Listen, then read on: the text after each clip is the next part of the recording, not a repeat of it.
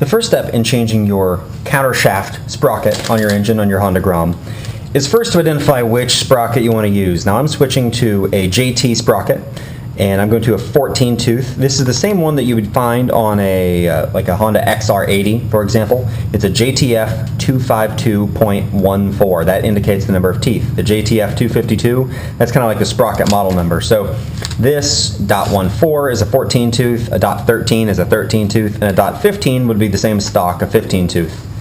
Now, ultimately, we're going to have to loosen the rear wheel so we can release a little slack on the chain, but for now I'm going to leave it in place. I'm going to take off this cover. What you need for that is just a simple 8mm socket, and there's a bolt here, and there's another bolt on the bottom side that needs to come out.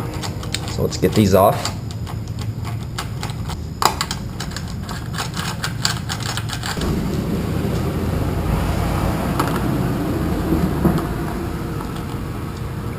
At this point, if the bolt's removed, you can carefully work your cover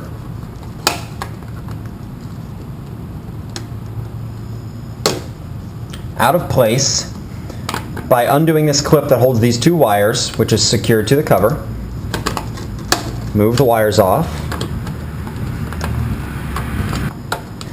Then you can rotate the cover out without even removing the foot peg.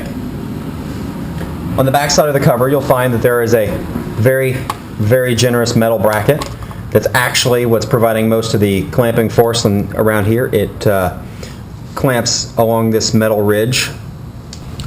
This is your actual countershaft. Notice how there's not a large nut. A lot of sport bikes have a single large nut that hold it in place, but in our case we have two retaining nuts on that, which just happen to be appears 10 millimeters in size. Let's verify that. Yep, 10 millimeters in size. Now, if you have a thin-walled socket, you should be able to get that on there across the countershaft without it being in the way. If not, you can always use an open-ended wrench. Just make sure you're not rounding the head of the bolt off. These are very short bolts that hold it in place.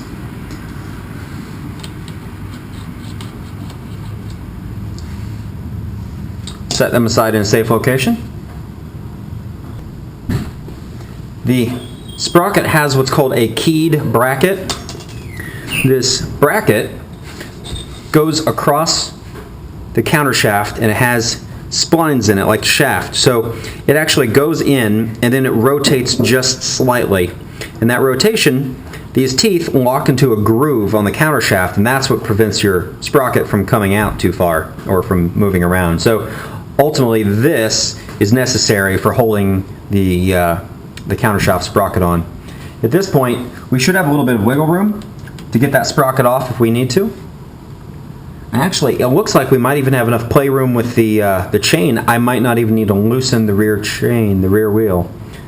But in interest of doing this correctly, we're going to do that. Okay, with the countershaft retaining bracket removed and the two retaining nuts removed, I've loosened the axle adjusters, slid the rear wheel forward. I have plenty of play on my chain now. As you can see, it moves freely. So all I need to do is just pull straight out. That sprocket comes right off. Try and maintain the orientation of your chain just to make it easier to realign. But basically, oh, this is very warm. I was riding the bike. This is very warm. I suggest you do this when your bike is cold. This is scalding. You can see the splined, here, I'll just show you the new one. You can see the splined parts of the shaft. Those are the little ridges, the little grooves in the shaft. That's called splines, and that's how this rotates along with the engine. The replacement one from JT happens to have two different sets of holes in it, and they are different sizes. So this size clearly does not work. So check with your bracket first. This size does. So whichever size works with your bracket, that's clearly what's going to work. All you need to do is get this on the bike with the chain on it and get your retaining bracket in place, rotated correctly. Pull the sprocket out to the retaining bracket and then put in your 2 retaining bolts. Now, clearly you want to do that with the chain already on. I left enough slack in mine, I can go ahead and just put it on like this. Using our 10mm socket, we'll just finger thread one bolt in, finger thread the other one in. Remember, when working on this, there's a groove in that counter shaft that this bracket it sits in it and it rotates. You can push with these bolts out, you can push the sprocket too far back. So that locates it forward, and that locates the sprocket forward and in and out on the shaft, as well as keeping it from sliding its way out over time. So it's important that you get it in place, but it's not possible to do it wrong. I mean, let me be clear on that. You slide the sprocket onto the counter shaft, okay? And let me take this off to just show you how simple this really is. Without these bolts here, I mean, I can push the sprocket in. The chain's kind of getting in the way. Without those there, you can easily push the sprocket in. The chain is helping to hold it in place on mine, but this bracket sits in a little groove, which you can see in there. There's a section of the splines that are missing. So once you've got the sprocket on with the chain on it, your bracket in place, there's no way you can actually do this wrong. The screws or the bolts only go into one set of holes. They don't fit in the other set.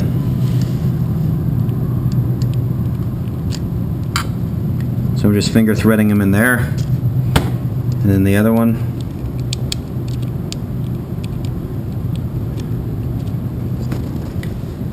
Now that I've test fit it, I know everything is set up correctly up here. I'm just going to go ahead and tighten these down with 10mm nut, with a 10mm nut driver, or a 10mm socket. The torque is very low on them, so you don't need a really big wrench to tighten them down. We're really just using these to retain the bracket in place, and it's not like they're a load-bearing fastener. Before I return to the rear wheel and adjust and tighten the chain, I'm going to go ahead and put back the counter shaft sprocket cover. It's held in just by those same 2 bolts, 8mm drive, and there's this one bracket up top, and I'm going to show you how to use this. This is what holds wires in place. It has these little flaps on the inside. I'll give you a close-up.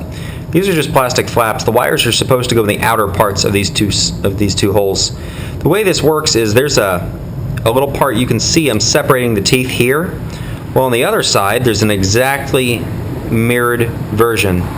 So at the same time you're pulling up on this side, you have to pull up on this side, kind of opposite each other, kind of pinch them together, and it pulls these apart. And then you slide the wires into these outer holes, and then you pinch this together to hold them in place. So these wires all need to be secured in there after you get this back on. To get it in, I slide in from the top first, kind of rotate it a little bit off.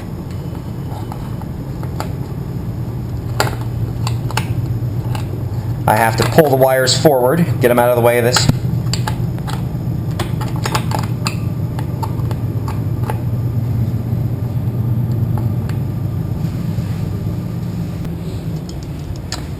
Like our counter shaft sprocket,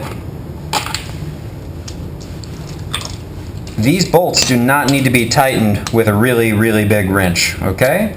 These ones are probably, and I need to look up the exact values, I'll put it as an annotation in the video, but the torque on these size bolts is typically just a few foot-pounds. It's basically no more than I can just tighten with this, and that's usually more than enough torque to hold these kinds of things in place.